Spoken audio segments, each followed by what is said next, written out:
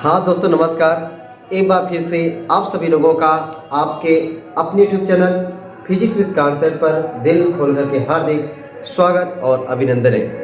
तो दोस्तों आज की क्लास में हम लोग एक शानदार जानदार टॉपिक को देखने वाले हैं और उस टॉपिक का नाम है स्वप्रेरण किसे कहते हैं, ठीक ना। तो आज की क्लास में हम लोग स्वप्रेरण क्या होता है, स्वप्रेरण गुणांक क्या होता है, इसका मात्रक क्या होता है, इसका बीमा क्या होता है, इन सभी के बारे में डिटेल से बहुत ही विस्तार से समझने वाले हैं। तो आप सभी लोग कॉपी और पेन निकालिए और चीज़ों को साथ साथ समझिए, साथ साथ नोट्स बनाइए बढ़िया सा। और कोई दिक्कत परेशानी हो तो कमेंट बॉक्स खुला है, उस दिक्कत परेशानी को कमेंट बॉक्स में छाप दीजिए। तो दोस्तों शुरू करते हैं, हम लोग स्वप्रेरण को समझते हैं। तो स्वप्रेरण, स्व मतलब होता है खुद और प्रेरण मतलब प्रेरित होना। अब प्रेरित क्या होता है, विद्युत वाहक बल। तो मैं आपको बताने का ये प्रयास कर रहा हूँ कि हम लोग पहले विद्युत चुम्बकीय प्रेरण पढ़े थे ना। तो विद्युत चुम्बकीय प्रेरण क्या होता था कि कोई कुंडली है, ये कोई कुंडली है ना, मान लीजिए कोई कुंडली है। जब इस कुंडली के पास किसी चुंबक को गतिमान कराते हैं, जब किसी कुंडली के पास किसी चुंबक को गतिमान कराते हैं तो उस कुंडली से होकर चुंबकीय फ्लक्स के मान में परिवर्तन होता है, जिससे उस कुंडली में एक प्रेरित विद्युत वाहक बल उत्पन्न हो जाता है।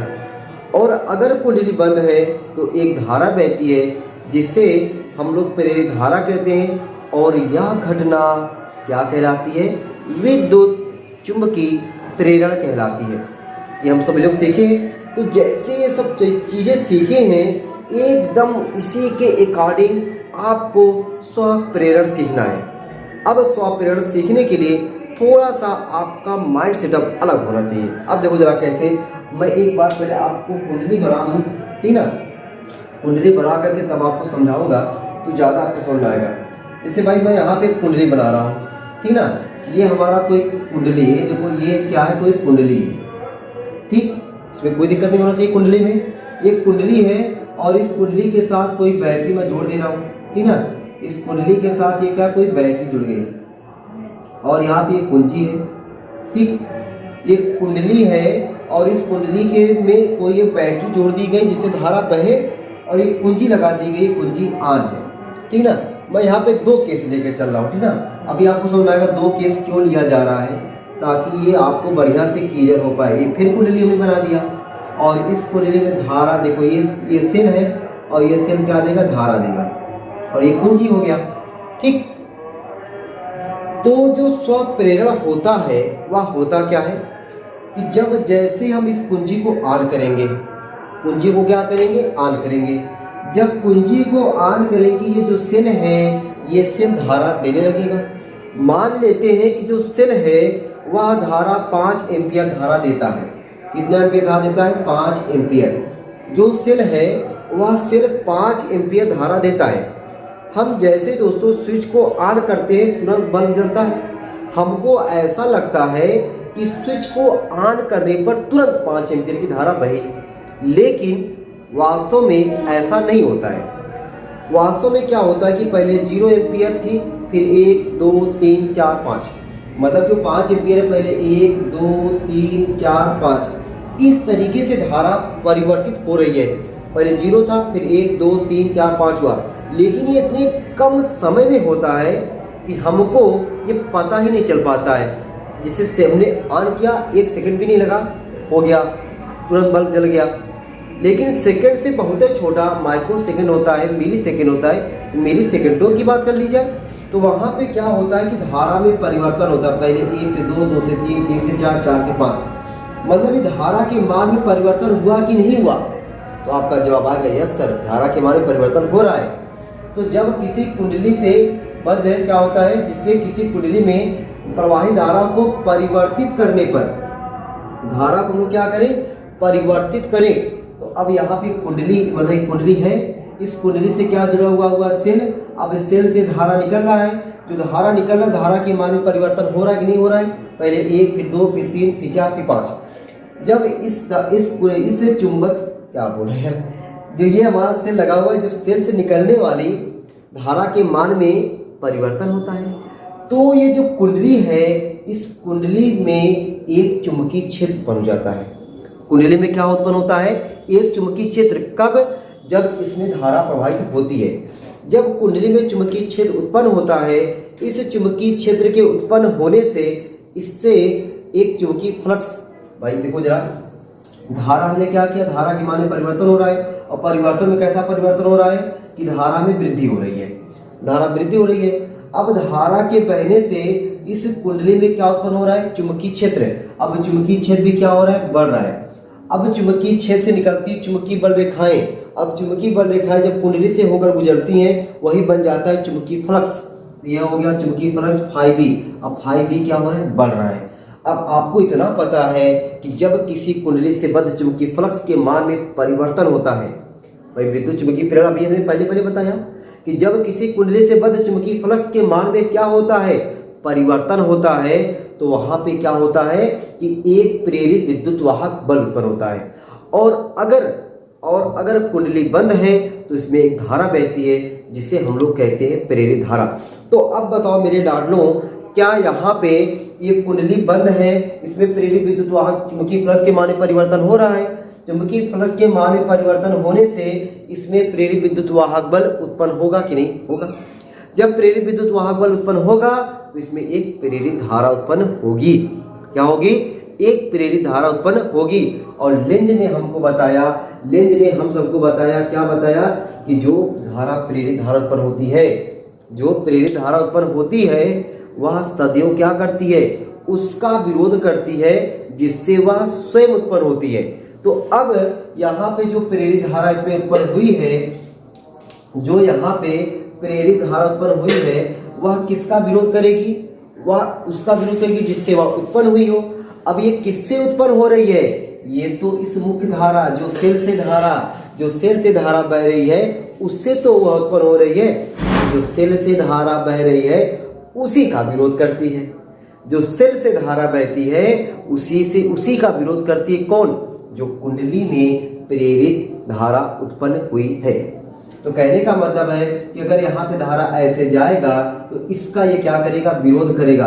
मतलब यहाँ पे धारा बढ़ रहा है तो धारा को ये प्रेरित धारा क्या करेगा, घटाने का काम करेगा। ये हो गया प्रेरित धारा। जो प्रेरित धारा है वह प्रेरित धारा क्या करेगा, मुख्य धारा को घटाने का काम करेगा। कब काम करेगा, जब हमारा मुख्य धारा बढ़ेगा। मुख्य धारा बढ़ेगा तो प्रेरित धारा उसको घटाने का काम करेगा। अगर मुख्य धारा घटेगा तो प्रेरित धारा उसको बढ़ाने का काम करेगा। तब तो विरोध हुआ। लेकिन अब ये सब चीज आपको समझाने के लिए बताया गया कि यहाँ पे धारा के मान में परिवर्तन हो रहा है। जब धारा के मान में परिवर्तन हो रहा है तो चुंबकीय क्षेत्र के मान में परिवर्तन होगा, तो चुंबकीय फ्लक्स के मान में परिवर्तन होगा, तो उसमें प्रेरित विद्युत वाहक बल उत्पन्न होगा, तो उसमें प्रेरित धारा बहेगी। ये सब चीजें तो हम लोग पार्ट 1 पार्ट 2 से सीखते चले आ रहे हैं, यही सब सीखते चले जा रहे हैं ना। अच्छा, ये तब आपको समझ में आ गया। अच्छा, इसमें अब देखो हम लोग क्या करें कि ये मुख्य धारा को बढ़ाते समय, यहाँ पे लिख दे रहा हूं, मुख्य धारा को बढ़ाते समय अगर हम लोग मुख्य धारा को बढ़ाएंगे, जब मुख्य धारा को बढ़ाएंगे तो प्रेरित धारा उसका विरोध करेगा। अगर यहाँ पे मुख्य धारा घटाते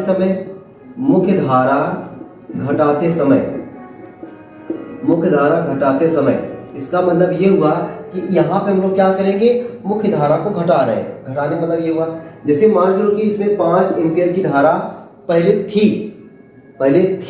अब घटाए जा रहे हैं। घटाएंगे तो 4 हो जाएगा, 3 हो जाएगा, 2 हो जाएगा, 1 हो जाएगा, 0 हो जाएगा। अब बताओ मेरे भाई कि यहाँ पे धारा के मान में कमी हो रही है कि नहीं, कमी हो रही है। जब उसमें कुंडली में प्रवाहित धारा के मान में कमी होगी तो जो चुंबकीय क्षेत्र उत्पन्न होगा वह कम चुंबकीय क्षेत्र उत्पन्न होगा। धारा में कमी हुआ तो चुंबकीय क्षेत्र में क्या होगा, कमी होगा। जब चुंबकीय क्षेत्र में कमी होगा तो कुंडली से होकर गुजरने वाली चुंबकीय फ्लक्स में क्या होगा, कमी होगा। तो चुंबकीय फ्लक्स यानी φB में भी क्या होगा, कमी होगा। तो φB चाहे कमी हो चाहे वृद्धि हो, परिवर्तन होना चाहिए। अगर परिवर्तन हो रहा है तो प्रेरित विद्युत वाहक बल उत्पन्न होगा और परिपथ बंद रहेगा तो एक धारा बहेगी। तो यहाँ पे चुंबकीय फ्लक्स के मान में परिवर्तन हो रहा है तो एक धारा बहेगी, उसे क्या बोलेंगे, प्रेरित धारा। और लेंज भैया ने बताया कि जो धारा प्रेरित धारा उत्पन्न होगी वह मुख्य धारा का क्या करेगी, विरोध करेगी तो यहाँ पे मुख्य धारा क्या है, घट रहा है, तो जो प्रेरित धारा यहाँ पर उत्पन्न होगा उसको क्या करेगा, बढ़ाएगा। जो प्रेरित धारा उसको जो होगा वह प्रेरित धारा क्या करेगा, बढ़ाएगा। किसको बढ़ाएगा, मुख्य धारा को प्रेरित धारा बढ़ाने का काम करेगा। तो उम्मीद है कि आप सभी लोगों को ये सब चीज़ें जो मैंने बताया है ये आपको समझ में आया होगा। बस ये इसलिए समझना है ताकि आपको भूलवे न करे कि स्वप्रेरण जो है हमें कैसे उत्पन्न होता है कि एक ही कुंडली है, उस कुंडली में प्रवाहित धारा के मान में जब परिवर्तन करते हैं तो स्वयं उसी कुंडली में एक प्रेरित धारा उत्पन्न हो जाती है। यही घटना क्या कहलाती है, स्वप्रेरण कहलाती है। आपको बस इतना याद करना है, ठीक है। जब किसी कुंडली में प्रवाहित धारा के मान में परिवर्तन करते हैं तो स्वयं उसी कुंडली में एक प्रेरित धारा उत्पन्न हो जाती है और वही धारा क्या कहलाती है, यही घटना क्या कहलाती है, स्वप्रेरण कहलाती है। उसी को मैंने लिखा हुआ है, विद्युत चुंबकीय प्रेरण की वह घटना जिसमें किसी कुंडली में प्रवाहित धारा को परिवर्तित करने से, ये प्रवाहित धारा के मान में क्या हुआ, परिवर्तन हुआ। तो परिवर्तन करने से क्या उत्पन्न हुआ है, प्रेरित धारा। प्रेरित धारा उत्पन्न होने की घटना स्वप्रेरण कहलाती है। ठीक है दोस्तों, ये आप क्या करेंगे, ये परिभाषा लिखेंगे, परिभाषा नीचे ये फिगर, फिर उसके नीचे ये फिगर बना लेंगे। बाकी ये चीज़ों को मैंने सिर्फ आपको समझाने का काम किया है, ठीक है। स्क्रीनशॉट वगैरह ले सकते हैं कि मैंने कैसे कैसे समझाया हुआ है ताकि आपको समझने में कोई दिक्कत ना हो, ठीक है। चलो अब मिटा इसको, इन सभी चीज़ों को मैं केवल समझाने के लिए यूज किया हूँ ना कि धारा के मान में कैसे परिवर्तन हुआ।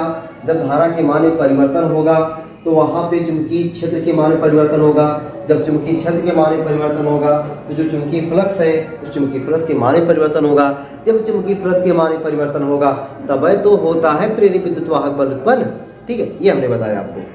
अब हम लोग देख लेते हैं कि स्वप्रेरण गुणांक क्या होता है, ठीक है ना। स्वप्रेरण गुणांक या स्वप्रेरकत्व, स्वप्रेरण गुणांक या स्वप्रेरकत्व। अभी डालेंगे भाई आप लोग क्या, स्वप्रेरण गुणांक, स्वप्रेरण गुणांक या स्वप्रेरकत्व, स्वप्रेरण गुणांक या स्वप्रेरकत्व। समझो भाई जरा प्यार से एकदम, ठीक है, एकदम प्यार मोहब्बत से समझते हैं, एकदम समझ में आएगा। स्वप्रेरण गुणांक या स्वप्रेरकत्व। ये आपको कुंडली दिख रही है, एकदम दिख रही है। ये दोस्तों कोई कुंडली है और हम लोग मान लेते हैं कि कुंडली में जो धारा जा रही है क्या जा रही है, आई। माना एक कुंडली जिसमें धारा आई प्रवाहित हो रही है। कुंडली के प्रत्येक फेरे से बद्ध, मतलब जितने फेरे हों, ठीक ना, ये कुंडली में जितने भी फेरे हों पूरे फेरे से बद्ध चुंबकीय फ्लक्स फाई बी हो, ठीक है। इसमें धारा क्या प्रवाहित हो रही है, आई, और चुंबकीय फ्लक्स पूरी कुंडली से बद्ध चुंबकीय फ्लक्स क्या है, फाई है। और इसमें इस कुंडली में तार की जो फेरों की संख्या है कैपिटल एन है। कुंडली में तार के फेरों की संख्या एन है तो दोस्तों जो एन फाई हो जाएगा, एन फाई को हम लोग बोलते हैं फ्लक्स ग्रंथिकाओं की संख्या। क्या बोलेंगे, फ्लक्स ग्रंथिकाओं की संख्या। केवल फाई क्या है, कुंडली से बद्ध, पूरी कुंडली से बद्ध चुंबकीय फ्लक्स। एन क्या है, उसमें तार के फेरों की संख्या। एन फाई का गुणा कर देंगे, क्या हो जाएगा, फ्लक्स ग्रंथिकाओं की संख्या। तो जो फ्लक्स ग्रंथिकाओं की संख्या हो जाएगी वह प्रोपोर्शनल होगी आई के। अब समझो भाई कैसे आई के, अरे मेरे भाई इसमें जितना ज़्यादा धारा के मान में परिवर्तन करेंगे, इस कुंडली में जो धारा प्रवाहित हो रही है उसके मान में जितना ज़्यादा हम लोग क्या करेंगे, परिवर्तन करेंगे, है ना। जितना ज़्यादा हम लोग परिवर्तन करेंगे तो जो कुंडली से बद्ध चुंबकीय फ्लक्स के मान है उसमें उतना ही परिवर्तन होगा। तो वही चीज़ लिखा हुआ है कि I proportional to N phi या N phi proportional to I. जितना धारा के मान में परिवर्तन किया जाएगा चुंबकीय फ्लक्स के मान में उतना ही परिवर्तन होगा, ठीक है। अब प्रोपोर्शनल चिन्ह को जब भी हटाते हैं तो भाई एक नियतांक पहुंचाता है, ठीक है। पता न कहाँ का बेचारा रहता है, तड़पड़ पर तुरंत चलाता है। एन फाई बराबर एल आई। अब यहाँ पे एल क्या है, जहाँ एल एक नियतांक है और इसी नियतांक को क्या बोलते हैं, जहाँ एल एक नियतांक है जिसे क्या कहते हैं, स्वप्रेरण गुणांक या स्वप्रेरकत्व कहते हैं। जिसे स्वप्रेरण गुणांक या स्वप्रेरकत्व कहते हैं। किसको, एल को। यल को क्या कहते हैं? स्वप्रेरक गुणांक या स्वप्रेरकत्व कहते हैं। तो अगर हम बात करें यहाँ से यल बराबर क्या हो जाएगा? यहाँ से यल बराबर हो जाएगा यल फाई अपान आई। यल बराबर क्या हो गया? यल फाई अपान आई।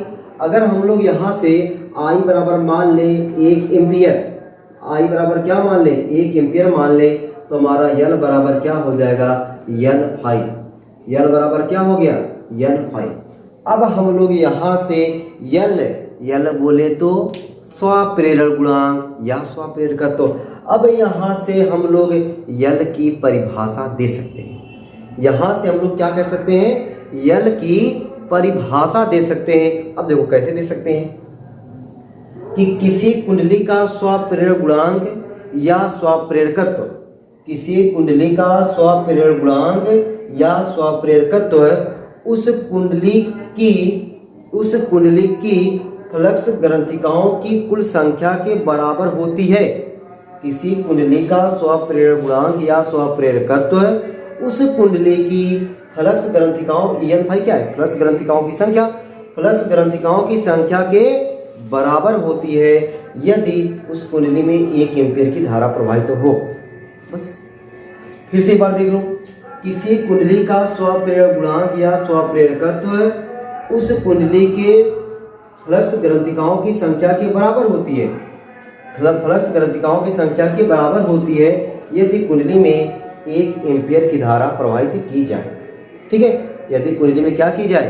1 एम्पीयर की धारा प्रवाहित की जाए। तो यहाँ से हमने क्या निकाल दिया भाई? आपका स्वप्रेरक गुणांक या स्वप्रेरकत्व की परिभाषा। ठीक ना, यहाँ से क्या निकल गया? स्वप्रेरक गुणांक या स्वप्रेरकत्व की परिभाषा।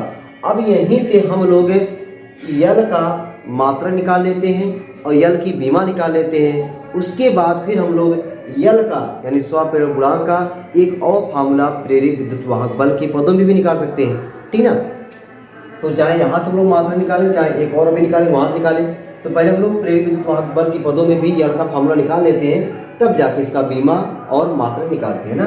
चलो भाई इतना पहले नोट कर लो, साइड हो गया हूँ, आप लोग दबा के नोट कर लिया करो। ठीक है, चलो ये देखो मिटाओ। अब ये सब हो गया होगा, आप लोग बढ़िया से नोट कर लिए होंगे और चीज़ों को समझ भी रहे होंगे अच्छे से। ठीक है, अब देखिए हमने अब ये क्या दिखा कि स्वप्रेरक गुणांक या स्वप्रेरकत्व। अब हम लोग देखते हैं कि स्वप्रेरक गुणांक या स्वप्रेरकत्व का एक और फार्मूला, अभी तो यल बराबर यल फाई अपान आई, यानी हमें अभी जो है किसके रूप में लिखा? यल फाई अपान आई के रूप में लिखा। अब की बार हम लोग प्रेरित विद्युत वाहक बल के पदों में निकाल लेते हैं। अब उसके लिए देखो क्या होता है कि पहले हमें पता होना चाहिए कि फैराडे का जो नियम है E बराबर -N delta phi upon delta T.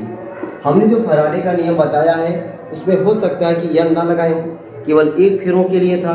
अगर उस कुंडली में तार के n फेरे हो जाए तो E बराबर -N delta phi upon delta T ये हो जाएगा। अब हम लोग देखेंगे कि इस n डेल्टा फाई की जगह पे हम लोग क्या लिख सकते हैं। ठीक है, देखो n फाई यहाँ पे देखो, अगर n फाई अगर हम बात करें यहाँ से कि हमारा n फाई बराबर क्या हो जाएगा? L आई हो जाएगा नहीं? n फाई बराबर L आई, तो यहाँ पे देखो E बराबर माइनस डेल्टा को मैं बाहर लिख दे रहा हूँ n फाई बटा डेल्टा टी। अब n फाई की जगह पे क्या लिख सकते हैं? L आई लिख सकते कि नहीं? एकदम लिख सकते हैं। तो E बराबर क्या हो जाएगा? माइनस डेल्टा L आई अपान डेल्टा टी। बस हमने कुछ नहीं किया, जो ये वाला फार्मूला निकाला हुआ है उस वाले फार्मूले में n फाई का मान कितना हो सकता है? n फाई का मान L आई हो सकता है। तो यही हमने n फाई का मानवा हमने L आई यहाँ पे लिख दिया। अब ये जो डेल्टा है डेल्टा आई के साथ लगेगा। क्यों डेल्टा आई के साथ लगेगा? क्योंकि भैया धारा के मान में परिवर्तन हो रहा है ना, तो डेल्टा किसके साथ लगेगा? आई के साथ लगेगा। E बराबर -L डेल्टा आई अपान डेल्टा टी। तो यहाँ से L बराबर क्या आ जाएगा? L बराबर -E बटा डेल्टा आई बटे डेल्टा टी, डेल्टा आई बटा डेल्टा टी। एक फार्मूला ये बना L बराबर n फाई अपान आई। एक फार्मूला बना L बराबर -E बटा डेल्टा आई अपान डेल्टा टी। ये दोनों फार्मूला भाई आपको याद करना पड़ेगा। ये दोनों फार्मूला अगर आप याद किए रहेंगे तो यहाँ से आप ना जाने कितने न्यूमेरिकलों को बहुत इजी तरीके से टपका सकते हो। ठीक ना, काफ़ी न्यूमेरिकल को यहाँ से टपका सकते हो। केवल आपको फॉर्मूला याद रहे, यल बराबर एन फाई अपान आई, यल बराबर माइनस ई बटा डेल्टा आई अपान डेल्टा टी। परिभाषा में हमको यल की परिभाषा बनानी है। यल की परिभाषा बनाने के लिए हमने यहाँ पे आई का एक माना, तो यहाँ पे भी हमको निचवा जो है, निचवा का है डेल्टा आई अपान डेल्टा टी, इसको क्या मानना पड़ेगा, एक मानना पड़ेगा। क्या मानना पड़ेगा, एक मानना पड़ेगा। तो मानते हैं, तो कैसे मान ले भाई, यदि क्या कहते हैं, यदि डेल्टा आई अपान डेल्टा टी बराबर एक हो तब यल बराबर माइनस ई, लेकिन मैं ई लिख रहा हूँ। अब आप लोग सोच लोगे अरे सर माइनस ई आपने कहाँ कर दिया, माइनस ई को इसलिए हटाया क्योंकि हमने इसका संख्यात्मक रूप लिया। क्या लिया, संख्यात्मक रूप ले लिया। ठीक, हमने क्या ले लिया, संख्यात्मक रूप ले लिया। अब यहाँ से भी हम लोग यल की एक जबरदस्त परिभाषा निकाल सकते हैं। देखो भाई कैसे, यल क्या है, प्रेरित स्वप्रेरण गुणांक या स्वप्रेरकत्व। किसी कुंडली का स्वप्रेरण गुणांक या स्वप्रेरकत्व, किसी कुंडली का स्वप्रेरण गुणांक या स्वप्रेरकत्व। प्रेरित विद्युत वाहक बल, ये क्या है, प्रेरित विद्युत वाहक बल। प्रेरित विद्युत वाहक बल के बराबर होता है कब, जब उस कुंडली में प्रवाहित धारा की दर एक हो, उस कुंडली में प्रवाहित धारा की दर एक हो या एकांक हो। देखो एक माना गया ना, फिर से बात देखो, किसी कुंडली का स्वप्रेरण गुणांक या स्वप्रेरकत्व, किसी कुंडली का स्वप्रेरण गुणांक या स्वप्रेरकत्व प्रेरित विद्युत वाहक बल के मान के बराबर होता है।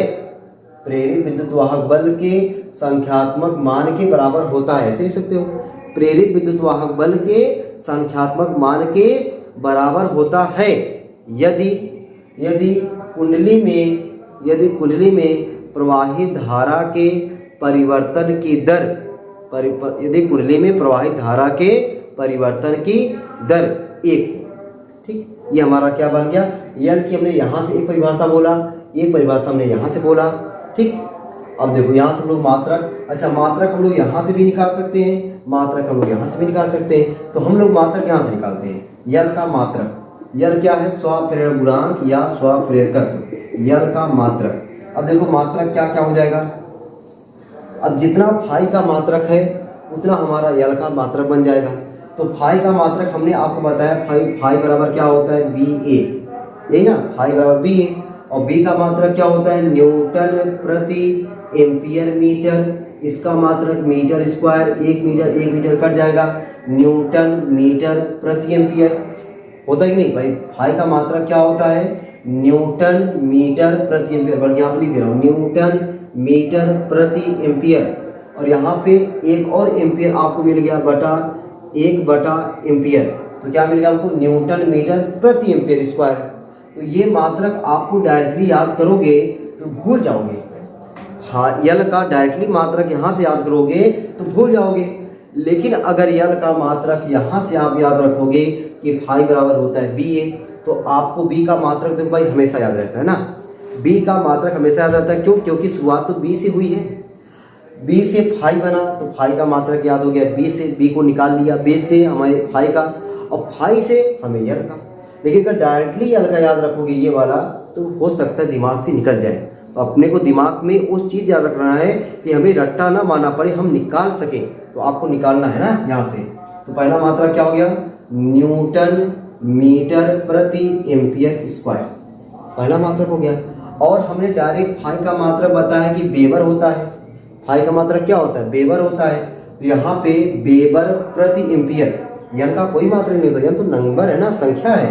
तो क्या होगा, वेबर प्रति एम्पियर, दो मात्रक हो गया किसका, यल का। और देखो भाई यल का मात्रक हेनरी होता है, HENRY हेनरी। हेनरी भी किसका मात्रक है, प्रेरकत्व का मात्रक है या स्वप्रेरण गुणांक का मात्रक है। स्वप्रेरण गुणांक या स्वप्रेरकत्व का मात्रक है, हेनरी भी होता है। ठीक, अच्छा अगर हम बात करें 1 मिली हेनरी बराबर 10⁻³ हेनरी। 1 माइक्रो हेनरी बराबर 10⁻⁶ हेनरी हो जाएगा कि नहीं, एकदम हो जाएगा। ठीक, ये तो मात्रक हमने देख लिया। अब बात कर लेते हैं बीमा की, कि यल की जो बीमा हो जाएगी, यल की बीमा क्या हो जाएगी, ठीक ना। यल की बीमा तो हिल डाले भाई, यल की बीमा एल की बीमा। तो एल की बीमा की अगर बात करें तो देखो भाई, बीमा हमें मात्रक से निकाला जाता है। बीमा कभी रटा नहीं जाता है। बीमा कहाँ से निकाला जाता है? मात्रक से निकाला जाता है। तो यहाँ पे अगर बात करो, देखो भाई, अगर वेबर से निकालोगे तो वेबर का आपको बीमा याद होना चाहिए। लेकिन अगर यहाँ से निकालोगे, न्यूटन बीमा सबकी जुबान पर, मीटर बीमा तो भाई है ही है, एम्पियर सबकी जुबान पर है। तो न्यूटन की जगह पे यम यल टी माइनस टू, मीटर का क्या हो जाएगा? यल, एम्पियर का A2। ठीक, अब देखो क्या हो जाएगा? M L two T minus two A minus two. अब आपको लग रहा होगा सर ये तो बीमा मैं याद रख सकता था कि M L two T minus two A minus two, ये तो जुबान पे तक याद हो जाएगा, सब में 2 है। ठीक है, लेकिन भैया अभी आसान लग रहा है, लेकिन बदवा में इसके जैसा आपको और दे देगा ना, कन्फ्यूज आ जाओगे कि ये वाला सही है कि वो वाला सही है। तो इससे बढ़िया का है कि आप लोग बीमा निकाला करो, दिमाग में एकदम मत लाया करो कि हमको बीमा रटना है। बीमा हुआ और काफ़ी चीज़ों का मात्रक हुआ, ये आपको रटना है, ये नहीं है। रटना है इस वाले फार्मूले को रटो। हम कहाँ मना कर रहे हैं, हम तो खुद ही कह रहे हैं इस वाले फार्मूले को रट डालना। ये वाला फार्मूला रटे रहोगे, डायरेक्ट आप न्यूमेरिकल लगाओगे, यल बराबर एन फाई अपान आई। इस वाले फार्मूले को याद करके दिखाओ, यल बराबर माइनस ई डेल्टा आई अपान डेल्टा टी, तब देखो न्यूमेरिकल लगेगा। बाकी तुम सोचो बीमा याद कर लें, मात्रा याद कर लें, ना ना बबन ना, बीमा मात्रक मत याद रखना मेरे भाई, ठीक ना। चलो, ये आज की क्लास में दोस्तों हमने क्या सीखा कि स्वप्रेरण और स्वप्रेरण गुणांक या स्वप्रेरण तत्व। उम्मीद है कि आप सभी लोगों को स्वप्रेरण गुणांक जो है और स्वप्रेरण जो है ये बढ़िया से समझ में आया गया होगा कि कोई कुंडली है। पर इतना याद रखना मेरे भाई कि स्वप्रेरण है क्या, कि जब किसी कुंडली में प्रवाहित धारा के मान में परिवर्तन करते हैं तो स्वयं उसी कुंडली से में प्रेरित धारा उत्पन्न हो जाती है। यह घटना स्वप्रेरण कहलाती है। बस, बाकी तो हमने जो स्टार्टिंग में समझाया है ना, ताकि बेसिक बताया है कहाँ से ये हो रहा है, कैसे हो रहा है, वो चीज़ के लिए हमने बताया। इसीलिए हो सकता है वीडियो थोड़ा सा लॉन्ग हो गई हो, तो लॉन्ग वीडियो हो गई उसके लिए चिंता मत करो, कह रही है सर लंबी वीडियो बना देनी है, तो लंबी वीडियो नहीं बनाएंगे ना। उस चीज़ को बेसिक चीज़ अगर नहीं समझाते तो आपको थोड़ा दिक्कत होता, इसलिए बेसिक चीज़ें समझाई गई है। तो अगली वीडियो हम लोग मिलते हैं। अगली वीडियो में हम लोग सीखेंगे कि कोई समतल कुंडली है उसका स्वप्रेरण गुणांक कैसे निकालते हैं, कोई लंबी परिनालिका है उसका स्वप्रेरण गुणांक कैसे निकालते हैं। ये सब चीज़ें हम लोग अगली वीडियो में सीखेंगे। तो आप लोग अगली वीडियो का करना इंतजार, और ऐसे ही चेहरे पे स्माइल और हंसी खुशी बनाए रखना, ताकि चीज़ें जब एकदम बढ़िया तरीके से खुश रहोगे ना तो चीज़ें आपको अपने आप समझ में आती रहेंगी। टेंशन लिए रहोगे मुझे समझ में नहीं आ रहा, एकदम नहीं आएगा। ठीक है, तो आपको एक बार नहीं समझ में आया, एक बार और देख लो, एक बार और नहीं आया तो एक बार और देख लो, बस उससे ज़्यादा जरूरत ही नहीं पड़ेगी कि आपको ऐसा हो ही नहीं सकता कि ना समझ में आए। कितने भी कमज़ोर क्यों ना हो, लेकिन अगर मेहनत पे टिक जाओगे ना तो समझो कि एकदम फतह करके छोड़ोगे। तो ये डिपेंड करता है कि हम कितना मेहनत करते हैं, ये डिपेंड नहीं करता कि हम कितने कमज़ोर हैं, कितने तेज हैं, बट डिपेंड ये करता है कि हम इस समय कितने तेज़ी से और कितने धैर्यपूर्वक मेहनत कर रहे हैं। तो आप लोग जम के मेहनत करिए और जम करके अपने सपने को पूरा करने में लग जाइए, ठीक ना। अब अगर सोए तो काफ़ी देर हो जाएगा, अब जाग जाओ, ठीक ना। चलो फिर मिलते हैं अगली क्लास में ऐसे ढेर सारे टॉपिक के साथ। तब तक के लिए आप लोग हंसते रहें, मुस्कुराते रहें और चीज़ों को शानदार जानदार तरीके से पढ़ते रहें। चलते भाई सबको बाय बाय।